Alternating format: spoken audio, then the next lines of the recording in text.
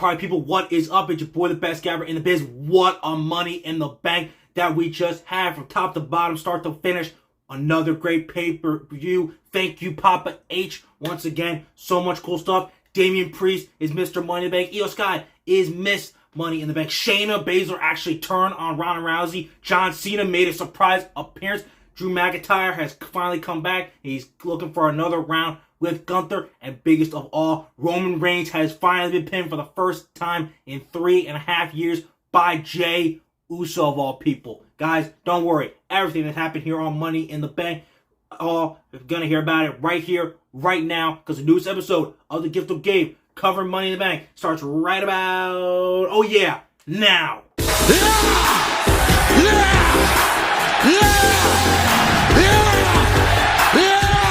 Okay, guys, so let's get one of the big things out of the way. LA Knight, yeah, did not end up winning the Money in the Bank contract tonight. The hell did he just say? It's okay, though. Look, Damian Priest was, they said for weeks, those two were the top two options. Damian Priest, really great other pick to win this match. It looked like LA Knight had him for a second, but Damian Priest, he deserves it. He's been busting his ass for years. I remember literally watching this guy debut down in NXT, and if you watch like that his documentary that came out a couple years back, dude has really been busting his ass on the independent circuit to get here, and then from NXT all the way to now, dude has been killing it, and coming off that Bad Bunny San Juan Street fight, which was incredible at Backlash. They said they were going to be giving this man a push, so this Money in the Bank contract and future World Championship run, which will be awesome, are all well deserved. It is totally great. So happy for him. I cannot wait for this World Championship run to get underway. Like, again, it sucks LA Knight didn't win. I know some of y'all who unjustly should not be hating on Damian Priest, but that's only the vocal minority who are just upset about LA Knight. For the most part, like I'd say like 80%, and maybe higher, we're all happy for Damian Priest. And like Triple H said on the press conference after, for LA Knight, good things come to those who wait, and trust me, it'll be worth the wait. He'll probably be U.S. champion and be Austin Theory for the U.S. Championship at like SummerSlam or something. I wouldn't be surprised if that's like their next move. But for Damian Priest, so happy for him. Congrats on being Mr. Money in the Bank. It's going to be a fun run.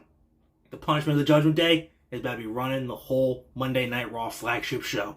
So, from Mr. Money in the Bank to Miss Money in the Bank, Io Sky became Miss Money in the Bank tonight. It went, our universal pick for the winner at least went right with that match. Great match. Awesome finish. I thought it was over for a second when Bayley knocked her off. I'm like, boom, there's a betrayal. And I'm like, okay, I guess whoever stops Bayley is going to win. Then I saw Becky, so I was like, all right, I guess Becky's going to win that. That's not too bad of a choice. But then Io actually came back in, handcuffed both Bayley and Becky to each other, and climbed the ladder. Literally climbed over Becky, stood at the top of that ladder, and grabbed the briefcase. What surprising is on the press conference after Money in the Bank, they were still together, Bayley and Io, saying, yo, we won. There's no tension here. And I'm like, what? I would have assumed that was the end of Damage Control right there, but I guess they're going to wait till after Io's champion, and then Bayley turns on her, which will be, I guess, even more of a clear, I'm turning on you kind of thing, which I kind of thought happened tonight.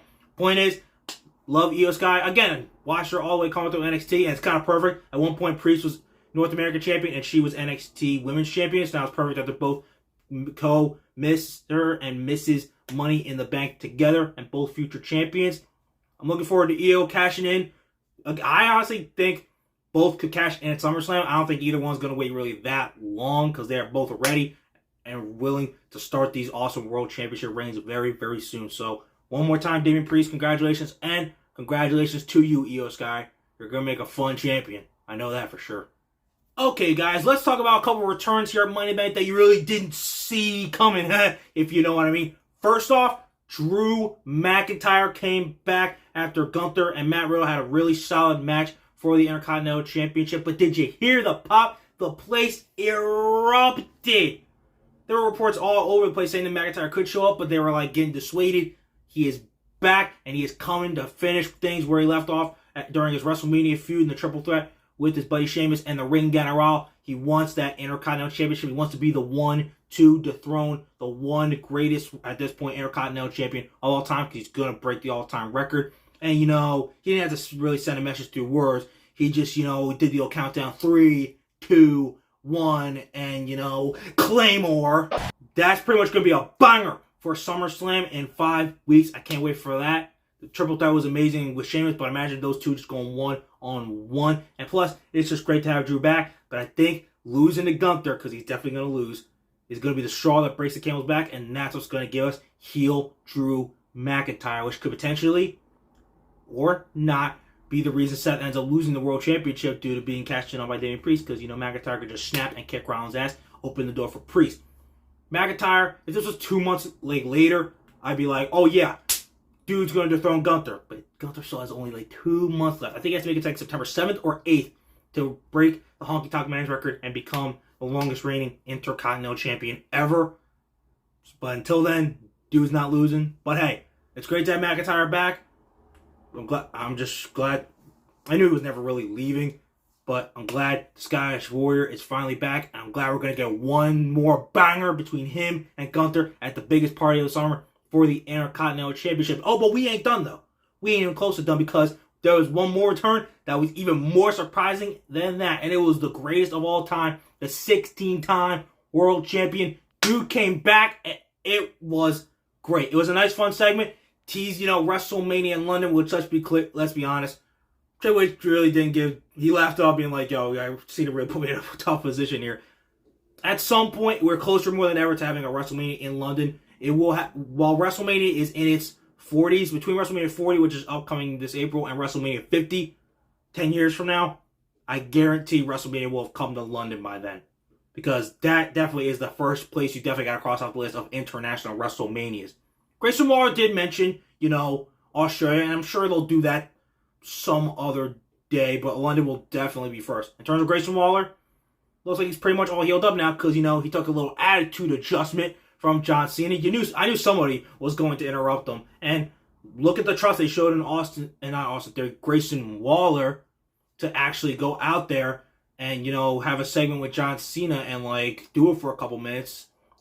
Honestly, it feels like he's already on a better track than, the Cena Theory thing they try to do back at WrestleMania, because he's still unfortunately, just barely drifting. But hey, it shows a lot of trust in Grayson Waller and why he's definitely going to be a main player very, very soon. And hell, he's going to host an actual Hall of Famer, the Radar Superstar Edge, on the Grayson Waller effect this Friday. And, maybe Edge takes a few cheap shots at him because, of him dissing his, best frenemy, John Cena. Or not, but either way, Grayson Waller, I hope you had fun getting your attitude adjusted. Cena, it was great seeing you. One of my all-time faves.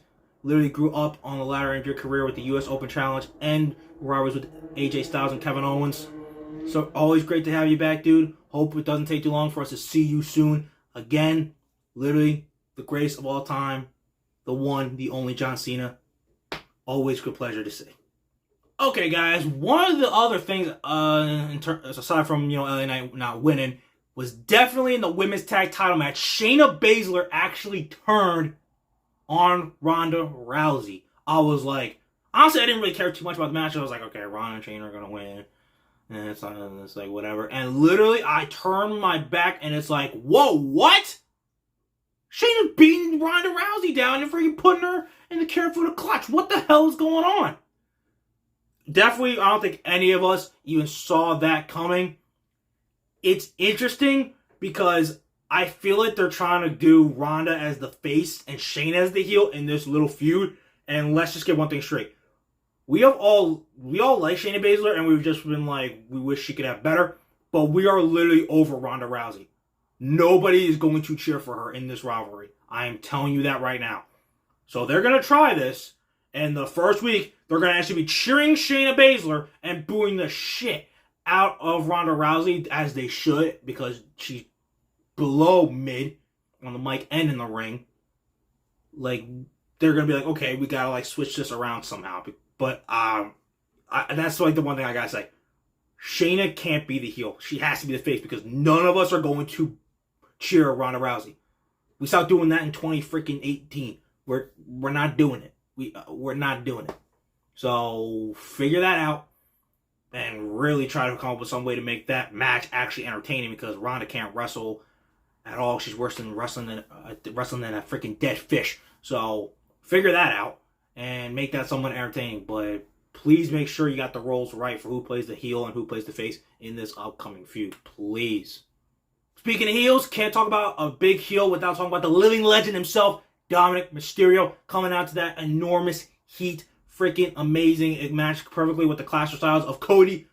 Props, London. Y'all sang the entire thing of freaking Kingdom from literal start all the way to its finish in the ring, and it was great. Another reason why these international pay-per-views are just so much fun. So let's keep that rolling. My only gripe is not even that Cody winning. My only gripe is that the match was maybe 7-10 minutes? And it was more fun because the crowd was, doing something with it. If that match happened in the States, it really probably wouldn't have been as fun. Because, Dom had, this much amount of offense, and Cody, was, really in control for a good part of it, especially at the end. So that's really kind of my only gripe. They really... I get it, but, Dom's... It's not going to hurt Dom, and again, it's not going to, hurt his momentum at all, but, I would have had them have, a nice, solid 15, 18-minute match where we're like, holy shit, that was a great match. Look at Dom hanging with Cody. That would, that's how you... That's, the next step in how you continue to build Dominic Mysterio. We know he's the heat magnet, but gotta have him, literally showing off with, the guys like Cody Rhodes and Seth Rollins is to show, what we already know, and that he's a great talent in the ring, and tell all the haters, F yourselves. So that's really my only gripe with it. We'll see what Dom does after this, but I just didn't like the little offense that he showed in it. He didn't get 100% squashed, but for a 10-minute match, it was 80% offense from Cody. So, I don't know.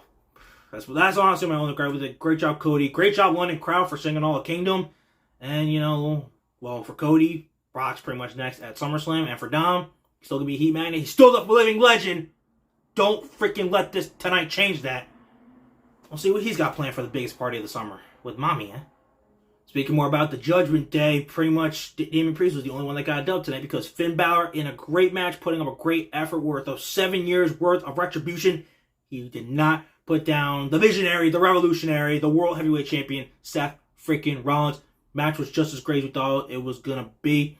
Absolutely. Damian Priest already showing the signs of looming over the shoulder of Seth Rollins and telling you, yo, dude, I'm the biggest threat to your world championship run right now. Can't wait to see that beautiful world title on Damian Priest's shoulder and around his waist, defending it as much as he freaking wants. But I think what they're going to do, I think Priest is going to cash in at SummerSlam. To be perfectly honest, I mentioned that before. I don't think he's going to wait too long. But this tension between Priest and Balor, I think what's going to happen is after Priest cashes in, that's when he's going to get kicked out of the group. I think it's going to be that next day. He cashes in at SummerSlam, next night, boom. Judgment Day says, you know what, dude? You're out. You're done.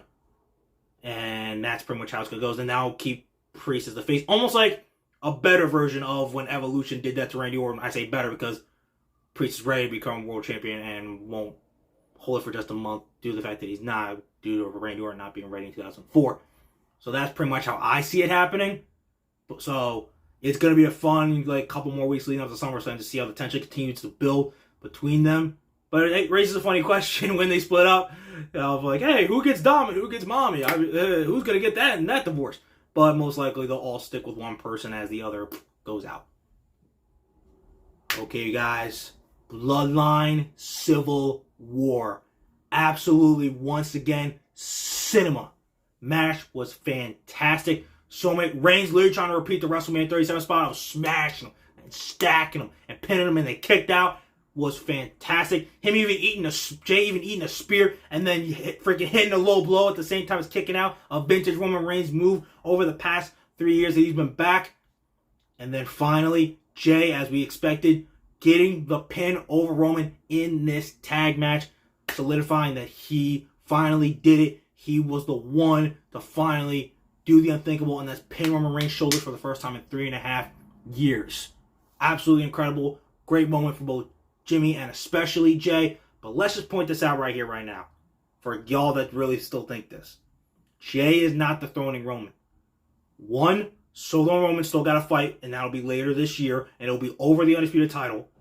Two, why do you think they had Jay literally win tonight? because and the throwing Roman Reigns is number one. Number two is pinning him for the first time in, now 3.5 years. Jay just got that. That was his moment. It was a win for him and his brother, but that was Jay's moment. He's not getting another one.